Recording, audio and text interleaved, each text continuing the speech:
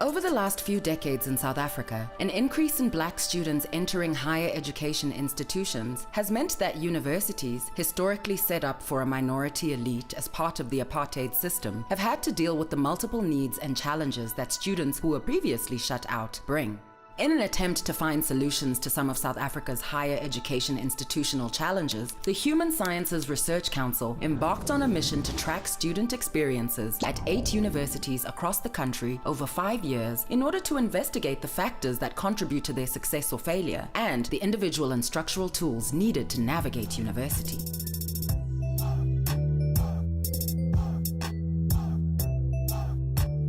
We ask young people exactly what encourages self-determination and facilitates success in university. Is it entirely up to the students, or does their experience of the institution also make a difference? We look at students' experiences of accessing, starting, staying in, passing through, dropping out, gap years, swapping, returning, finishing, graduating, and working. Like Olwethu Lukodlo from King Williamstown, who started by doing a law degree at the Nelson Mandela Metropolitan University, but dropped out after 2 years because she discovered that law was not what she wanted. She couldn't get into the institutional culture of the university and failed in her second year. She took a gap year to recover from the disappointment and then registered for a Bachelor of Social Science at the University of Fort Hare, where she completed her degree. The unfortunate part of us as black students, more predominantly, is that we carry the dreams of our parents, so going back home and quitting would have crushed him. Quitting in third year crushed him. The modules that I'd failed disappointed him, but... Or Henry Muchenje from Brakpan Ekurhuleni, whose first choice was chemical engineering at the University of Pretoria, but after intimidation from administrative structures, struggles with the application process, and feeling as though he wasn't welcome at the University of Pretoria, found refuge at the University of Johannesburg, where he is currently completing the 4th year of his mechanical engineering degree. He sees I'm black and he's addressing me in Afrikaans and I'm answering him in English. So the attitude right there just told me that, you know what, this place is not for me. But I always wonder, what could have been if I had stayed at UP, career paths and whatever. We meet Mtata Bread Elihle Pumane, who began her university journey at Cape Peninsula University of Technology, where applying late resulted in her doing 2 years of events management, a degree she was assigned and one she didn't choose. After being academically excluded, Elihle eventually took a gap year in 2015 to regroup. In 2016, she enrolled at the University of Johannesburg. I had to make peace, as much as it was totally different from what I wanted. It's not like I had much of a choice. And like I said, it was actually quite a nice course. I enjoyed it. We also talked to Masejo Manatoko from Dobsonville, Soweto, who is currently doing her honors in property evaluation and management at the University of Johannesburg after completing her undergrad in BCom finance at the same university. Although her first choice was Wits, Masejo ended up at UJ and has never looked back. Never stumbling too hard off her path and maintaining a steady course to graduation, Masejo will be starting an internship in March as she completes her honors. With me, I graduated, I'm doing my postgrad, and I got an internship opportunity. It's a happy ending. I'm happy, everyone is happy.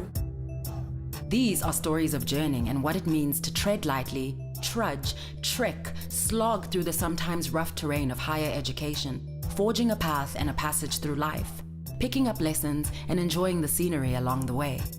Who better to tell us more about these journeys than the students themselves? After calling these numbers, and you have to kind of give how to the environment. For me, going to university means a chance to upgrade my mind, change society, and become a better individual as well. Starting a whole new chapter in your life, almost like a rite of passage. It was the bridge between the ideal job and the existing conditions.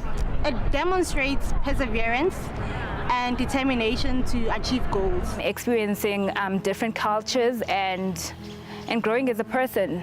Like an investment for my future. An opportunity to meet my goals. It's going to assist a lot of people. I could one day provide for my little brother and even maybe my family. A bit of relief for my family, and basically it was also a measure of success.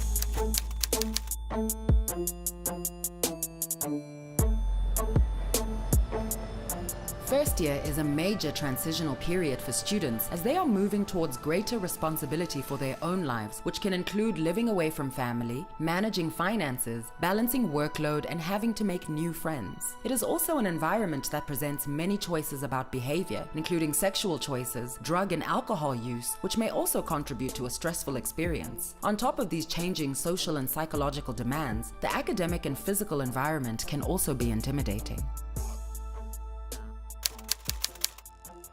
I chose engineering because I love to work with mechanics and I love creating my own stuff. Yes, I was positive about law because I always wanted to help the community. To actually advocate for people, to advocate for things that I believe in. I wanted to study psychology, I wanted to do law, I wanted human resources. But now that I am doing tourism, I think that after I'm done with my tourism diploma, I want to go study to become a flight attendant. I wanted to do psychology. But then it was full when I got there, and then I received an SMS that I'll be studying population and development studies.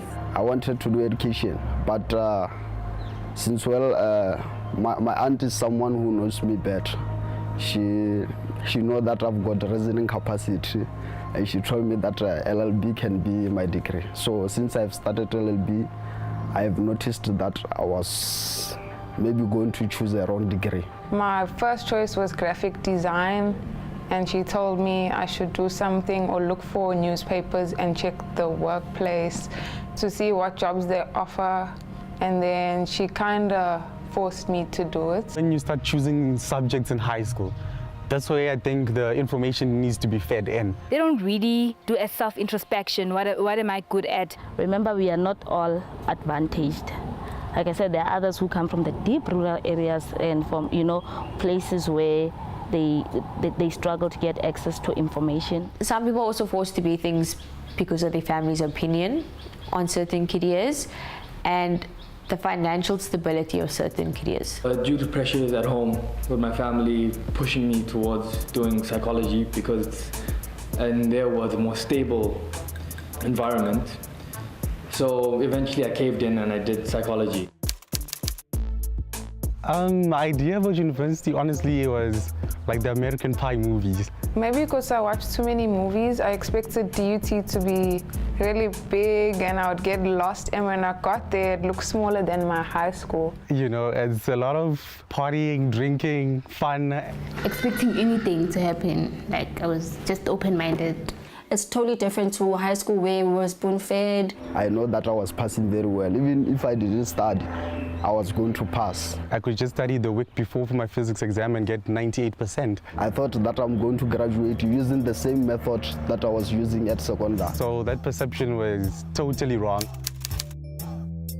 My registration process was actually really smooth, because when I registered, it was still few of us. Okay, there are long queues, obviously, but then they are organized. It was quite a long wait, especially for first years. There's a lot of waiting. My registration at NMMU went so smoothly. It was done in 45 minutes. I had everything. I had a student card, I had everything. There are queues, but not so long. At Forte, it took me 3 days to register.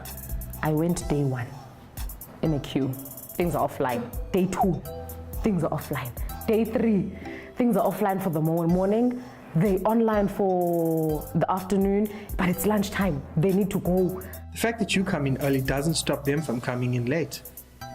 That kind of thing. And then the queue just builds. There are people to show you this is what you do if you want to register, this is what you do if you want to add a module. There's lines running throughout the campus. So you wait in those lines, and when you get to the end, they're like, no, you're in the wrong line, just go somewhere else. Secondly, they employ students to facilitate administration in terms of registering. Last year, when we started our registration, we had a problem with electricity, which was beyond our control. So we had no electricity for like the whole month. You go on a different time of the day, and then Pinduye on the same window, they'll tell you a different thing.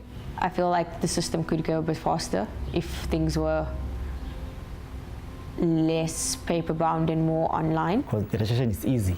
You just go online and you register. They let us register online, so we have like different stations. Some of us, where we come from, there are no internet cafes. A lot of people, they don't know about them. So if they can encourage more students, like especially first years. If you need an internet cafe, you must just go to town. So going to town is like going to that university.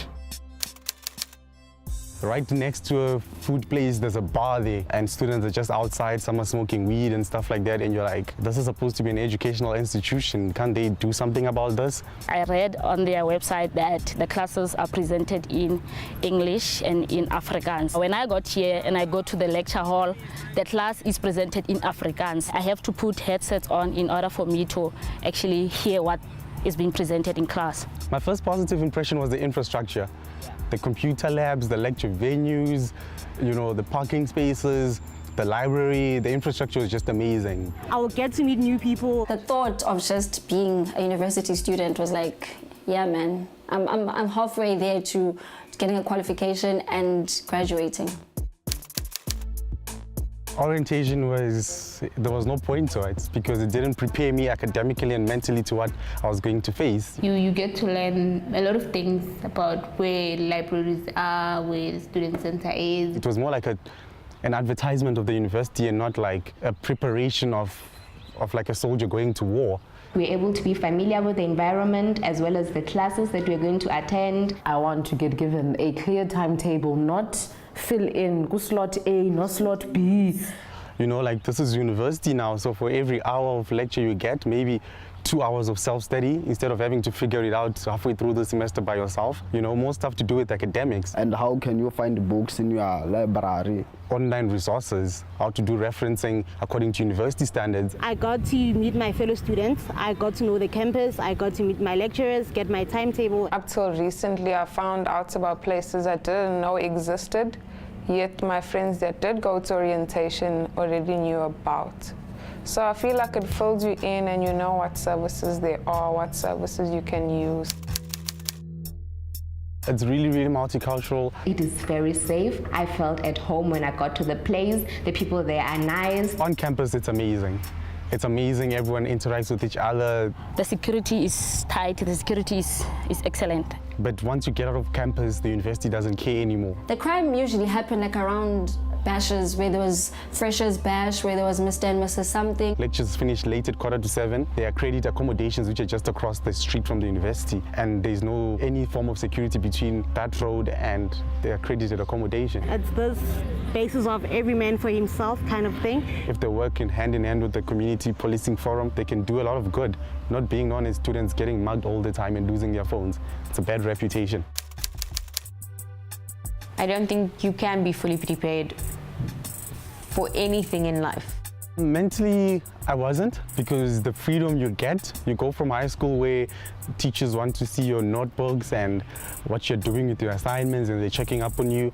It's hard to adjust from the high school pattern. I was not prepared for that. My mom always disciplined my siblings and I, made us do homework for long hours after school, so I really was into the routine. I was from a boarding school, so I can't say that I struggled to go into a different place and staying alone, so yes, I was more than ready. But in my second time coming back to university, I think I was, when I was coming to UJ. Going to Forte when I was 21. I was at an age where I could manage myself, I could manage my time, I could manage my emotions, I could manage my finances. No 18-year-old, like very few, in fact, maybe some can, but very few 18-year-olds can handle themselves like that. If they do, God bless their parents. First-year students have to be aware of the effects that a new and strange environment can have on them. Among these challenges are high dropout and failure rates. Despite the increase in enrollment for students across races since 2005, the Council on Higher Education reported that the completion rates continue to be lower for African and colored students. Only about 1 in 4 students in contact institutions, excluding UNISA, graduate in regulation time. For example, 3 years for a 3-year degree. Only 48% of contact students graduate within 5 years. Access, success, and completion rates continue to be racially skewed, with white completion rates being on average 50% higher than African rates. This may in part be because ill-prepared students are entering universities with very different histories and prior education experiences, and that influences their ability to settle into university. High school didn't prepare me at all for university. In high school, a minimum pass mark was 30%. Come to varsity, it's 50%, something completely different. Right now they teach you to pass, you know. They give you like 20 pass papers, and if you do those 20 pass papers, it means you'll get 100% in your exam. I wish high school would have prepared me better by time management. High school is not preparing anyone for that. Most of us were kind of prepared, overly prepared for when we got to university. So the only problem was with myself, because I went there to university, then did other things that I was not even told to do by my past, my former teachers. You go in African schools, you're learning body parts of a locust, you know. In the modern world, in varsity, how is that helpful, you know? The first friends were familiar faces. I came to varsity with my friend from high school. We did everything together. With friendships, you have to find someone like you. My first year, I didn't have friends. First, second year, I randomly walked up to my friend and asked her to be my friend. I was fortunate enough to have friends who are much more like family at home. There's a lot of partying going on, there's a lot of drinking going on. So if you're a person of faith and a spiritual person, so you're limited a bit, you know, even sexual activity, you know, like, okay, this might get out of hand, so you're limited. So it helps you remain focused on your studies, because most people who drop out of varsity are people who are partying too much, or people who end up getting pregnant or make someone pregnant and now they have to provide for someone. Oh, got in my head, the only thing that could ring is that if the Lord had not been on my side. It's a marker of identity in a way. Throughout those 3 years, that was for me, because there were days where you want to give up. No matter what you're going through in university, don't forget to pray. You know, faith will make you feel like a mad person at times. Eh? I was never stressed, Tori, where am I going to go January? What's happening about me? Like, in a way, I was calm. You know, when I pray to God, I just tell God my deadline. Or you know what, God, January, I'm going to an interview. And if you have people that make you feel like you belong in this institution, you are more comfortable. And being comfortable means you can perform better. Other challenges affecting student experiences at university are university admission processes, degree choices and changes, administration culture, university location, lecturers and lecturing style, and language deficiency. How much do these influence the student experience at university? We expect the administration officers to work simultaneously, in a sense that while they're busy punching the system, updating, you know, we expect them to pick up the call.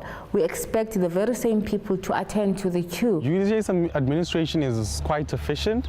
I applaud it, because what they did is they split everything up. The people who are doing humanities, they have their own, you know, secretaries, and we have our own mechanical secretary, we have our civil secretary, so you get attention quickly and the workload doesn't become too much. So if you have an administrative issue, you get there, you find a specific person who can help you. If you want to see a lecturer and he's not there, the lecturers have secretaries who handle admin stuff on their behalf, so it's quite efficient.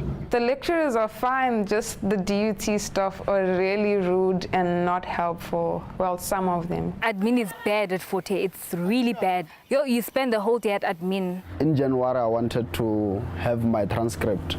So they said I must first pay 120 to get my own paper, my own results.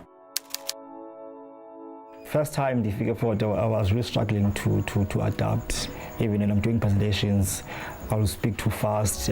It's so, but when time goes by, I was to get help. But I attended counseling. Senior students who are at a higher level than you, those are, like, for me, I quickly learned, you know what, you need to befriend those people and they'll give you good advice, because your peers, they just don't know as much as you do. I wanted to drop out because of students laughing at me and struggling to speak. But now I'm really getting help. I had someone that I knew from back home. She was doing her third year when I was doing my first year. So she was the person that would tell me that, okay, If you want to proceed or to pass or to succeed, do this, do that, you know. My most enjoyable module was actually chemistry. Financial management. Customary law. Psychology and religious studies. Criminology. My least favorite was philosophy. It was modeling. I saw flames in that. That was the worst module ever. Investments management. We've been really fortunate because our Faculty of Engineering, we have our own labs where you get online resources. But then if they are full, you can always bring your own laptop. There's Wi-Fi, it's easily accessible. There's the library if you need a book. There are people, there are tutors, there's academic centers. I think the university is desperate for more lecture venues because the lecture venues right now, they're becoming old. Sometimes there's a 5-minute window between lectures and before you finish, the next class wants to come in because they have a test. They need more computer labs because we're living in a world where you need to do research and stuff like that. I like lecturers who are interactive. Is that lecturer who will just come to class and teach you, ask you questions, makes jokes, then you feel comfortable. And it was so interactive, ngendlela that I had never been with my previous university. I know one of my lecturers last year was very jokey with us. She was casual, basically. A boring lecture is that one who will just come to class and read for you. If you want to read the textbook, then I might as well sit at home and do that all by myself. If I don't understand something, like I always go to confront my lecturers. Sometimes you find that maybe a student is a quiet student. They're not the type to put their hand up and ask a question. Some lecturers are open to opinions, where some are just like, this is the way I do things, take it or leave it. And that's where they lose off their students already. If you ask a question, they'll be like, oh no, I taught this already, don't ask me this, sort of thing. So those ones who are always like, we don't know if they're angry or they're ugly. I had never gotten a mark below 80%, and I felt like, you know what, maybe I chose the wrong career, or maybe I'm not as smart as I think I am. It is not wrong to fail. People fail, it's a normal thing. It doesn't start with me, so it won't end with me also. You can fail and you learn from your failure. You have to remind yourself why you started in the first place. I suffer from chronic migraines. And part of the reason is because of my stress and anxiety. You know, with me, it happened in the weirdest way because it was late 2012, the year I took a gap year. I can tell myself I'm cool, calm, and collected about an exam tomorrow, but subconsciously there is a stress and anxiety about it, and that forms the migraine, and no matter what, it's never going to go away until I've written the exam. It's something that I did not understand for itubelite. And I went to the doctor, I got diagnosed on Ballet prescription. And to this day, I've never taken a single pill. And the only reason for that was because the pills cost about 500 Rand cash. So they were extremely expensive. I can't afford to let it affect me to a point where I'm missing an exam. All I was told, mna, and the perceptions around depression on its own and mental health is that I saw school sabantu abasha, I saw school sabantu abadala. When I go kuthiwa sisigulo sabantu abadala, but I think for most of us, I saw school sabantu abamnyama. I still didn't ask much about like the student affairs division as a schoolweni, and even the clinic. I never went to the clinic as a schoolweni. And it hit me that I don't think this man actually realized what's going on with me. And I saw stress, like I am down and out. And luckily I have had the support to be like, you can do this, push through, you'll be fine. I thought of killing myself a couple of times. I just didn't have the courage to do it. I would only attend to like my own depression. And for me, the only thing that I could think of, the next best thing, he was not going to pay for these pills. I need to just connect with a higher power. Okay, I have my medication and whatnot, so I should have a better handle on things. It will probably happen to a lot of students. This thing is happening to you. Be curious, be inquisitive about it. I think students that feel they don't belong are those that do not actually want to study. When you start to perform well, you start to feel like you belong here because everything seems right. But when you don't perform well, then you feel like, you know what, this is not right. I definitely belong here. I belong in varsity, nowhere else. I don't even think I'm ready to go work because I still want to be here. Imagine if first semester of school, it was basically theory only. Second semester, you were focusing on practicals. You were being taken to different kinds of firms, companies, learn how to be an accountant, learn how to do auditing and stuff like that. I've seen many students that have done IT, like they've joined holiday programs and stuff like that. And they've actually been maybe for like a month or so, and they've gained so much knowledge when they got back. They have a lot of industry people who come to them and provide them with funding. They should at least help students with placement, you know, because there aren't too many of us. I think for mechanical engineering, it's like 65 of us this year. So I think they'll be able to place all of us in internships if they wanted to, but it's like, it's none of their business. In South Africa, the majority of students face financial challenges that affect their ability to access university education. These financial challenges also affect their access to appropriate accommodation, relevant technology, food, and transport, among other things. Many students rely on bursaries from the National Student Financial Aid Scheme, which are also not enough to adequately finance their academic journey. Currently, I'm owing NWU 17,000. 52,000 something rands in debt. I've been using a loan from ABSA. So I have to pay that money first and then complete. I have to work during the holidays, and the money I get, I pay for the interest. Right now, it's at a figure of around 135,000 rand. I got funding from NSFAS. So I got this loan from NSFAS, of which I currently owe about 150,000 rand. I was partly funded by NSFAS and partly self-funded. So they paid for my first semester. People say bursaries are a good thing, but when you read the fine print, it's horrible. They're exploiting you. So now I owe NSFAS about what, 11,000 rand, and I owe 49,000 odd, and I am honestly going to let that simmer there as well. What people don't understand is NSFAS is not a free check, you know, it's like a credit card. We'll pay for accommodation, your school fees, and then once you graduate, you have to pay it back. Every student who feels that their parents cannot afford to pay for their studies should be able to apply, honestly, without even hiding it, you know, without even us having to go and find dead relatives and this and that. The ideal residence for students is on campus. Because it's safe. You can do anything at any time. For example, if you want to study until late, you can go to the library. You wouldn't be worried about transport. There's access to internet on the residences and as well as around campus. I squatted on campus. I did in another residence where I was staying in a TV room. I said he's visited. They said no visitor shall be there for more than 4 days. They charged me again. And I think I'm owing the university about 4,000 to 5,000 rand for a squatter. So I will sit there as if I'm watching soccer with these guys, and then when it's time for them to leave, I will leave with them and come back and sleep on the couch there. And then in the morning around 5 or 6 o'clock, I should be awake and playing some music as if I'm watching a certain channel. For the remainder of the year, I found a place to stay outside of campus. And the area was like a bit dangerous. And then this year, I'm staying in a commune with only girls. We were staying with a bunch of guys. Guys are noisy, they're untidy. You have to clean up after them. You have to tell them every now and again that please lower your music, we're trying to study. So it wasn't nice. For me, home was comfortable. And if you can be in a comfortable space during your studies, that I could recommend.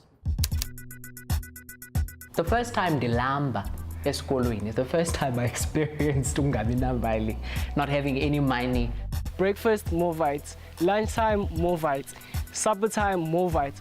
But if you were at home, you would know. If isiphelile sonka, you know exactly what to do. I've never gone without food before. I've never been hungry in campus. You were given this amount of money, and you need to be able to budget it for A, B, C, and D. There's some unforeseen expenses which come up, you know, and you have to take the money for food and put it somewhere else. So you find a lot of girls date older men. You find a lot of girls just to get by, even without it being about ukutya and money, even for studies. They sleep with lecturers to upasa res. They'll sleep with the SRC. I think that universities should assist students who come to campus on an empty stomach. Student Affairs actually offers food packs, but students don't know that. The way they do it, it's close to the student center where people buy their food, you know, and y'all are in a queue for free lunch. It's just, I think they should just move the place and put it somewhere else where it's not in front of all the students, you know, because now it looks as if y'all are being paraded.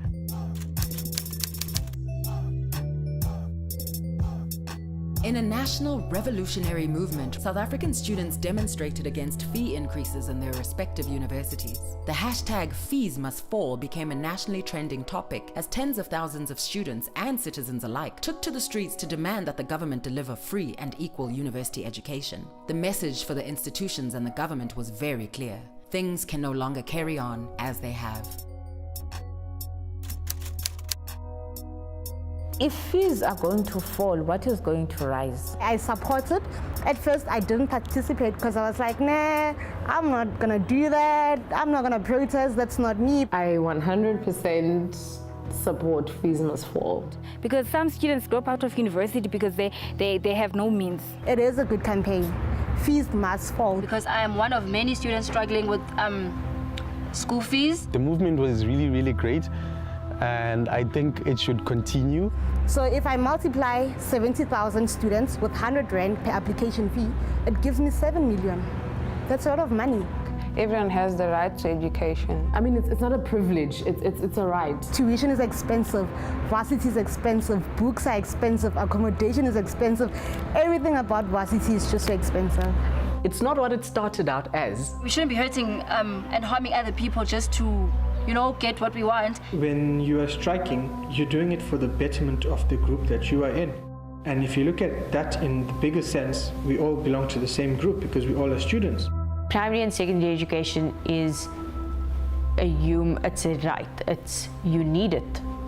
You can't, like most people can't get jobs because they don't have a matric certificate. Fees must fall thing. And it was so inspiring to see that, you know what, it's not just us fighting this fight, it's the country as a whole, the nation as a whole. It's about time that free education becomes possible. I think free education is possible. How? The government can contribute. Private sectors can contribute, businesses can contribute, university on its own can make it possible for students. It is possible, it's just that the government does not want to make it possible because there's a lot of shuffling that needs to go on. Can we just get free education? University cannot be free. Since it is difficult to talk transformation without discussing race issues in South Africa, the conversation with students quickly turned to experiences of racism, institutional and structural violence at university. In general, everybody experiences some form of racism. In my own head, okay, the white person has the upper hand. People of our generation need to let go of the past that they never lived in. Is it because I'm black? I mean, we need to go over that. Now we're looking at ourselves as victims. We're not living under apartheid now. I hate it. It's a pet peeve. Racism is still here. If you go to East London campus at Forte, there's white people there. I feel so sorry for those little kids. They are treated like nothing. But don't use racism as an excuse to get out of things or to get your way. You'd find Zimbabwean and Kenyan and all these other students being segregated from South African students. So Tina, we got everything and they had to hustle really hard to get anything. The environment here, it's resistant to change. We may have the now Vice Chancellor as a black man and stuff like that, but you know that he doesn't work alone. He has a team. So the team composes of the majority white people. South Africa has transformed. South Africa is still transforming.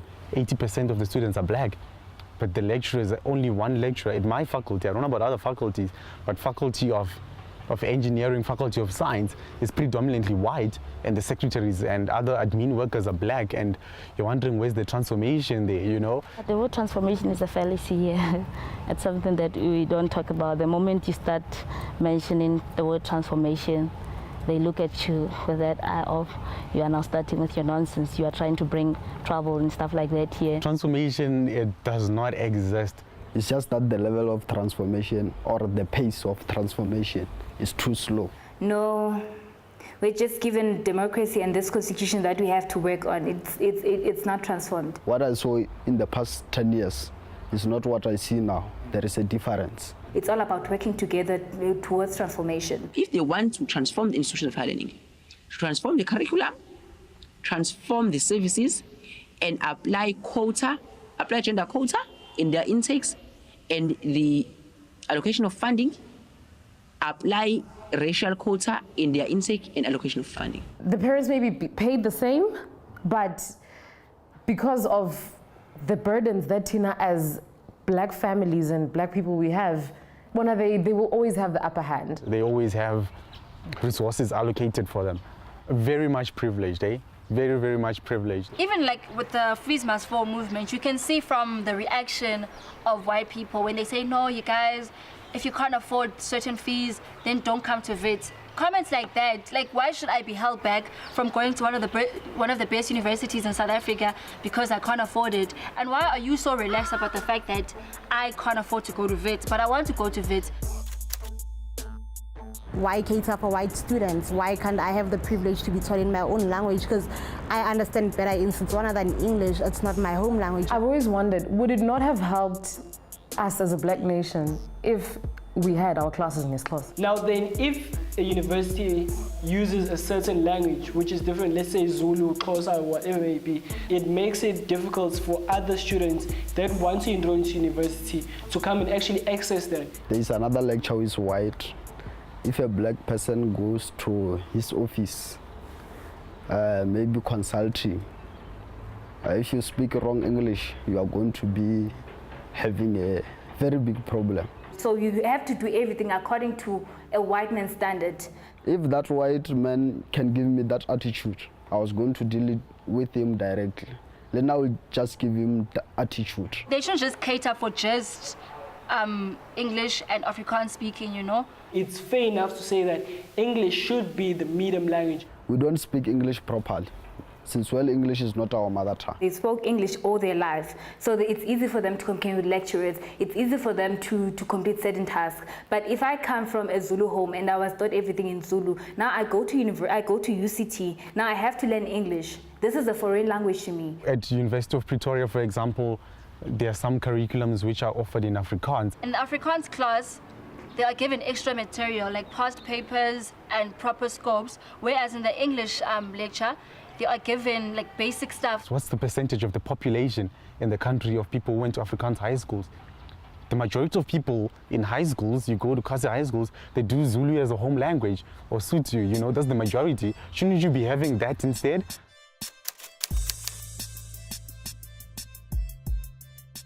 Throughout their journey, the students have experienced regrets, celebrated achievements, and identified some coping mechanisms and strategies that have worked for them along the way. We asked them what lessons they have learned and how they create opportunities and strive for success in the face of difficulty. What advice would they give to younger students to help them better prepare and survive the system? Does their story have a happy ending?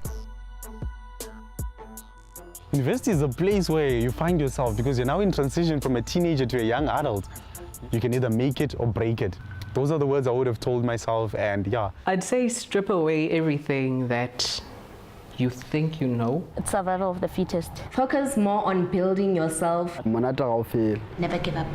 Do it for yourself. This is your own race. Do it at your own pace. If I were to do it again, yes, I'd do my undergrad at the Northwest University, but I'd do my honors somewhere else. I would still be in UJ, studying the same course. I wouldn't have come here. I would have been at any university except for this one. I think I would change my study routine. I think I have seen enough of the lecture venues.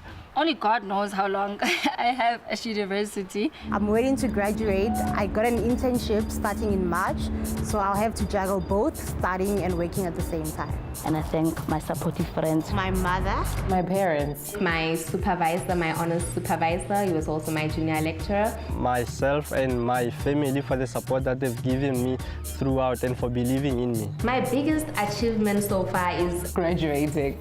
Yes. Because right now I'm working, I have an internship program, so... Success is being happy with what you have while you pursue all that you want. It's not easy, but it's worth it. Make a sound, action, gesture, or face that best expresses your experience of university.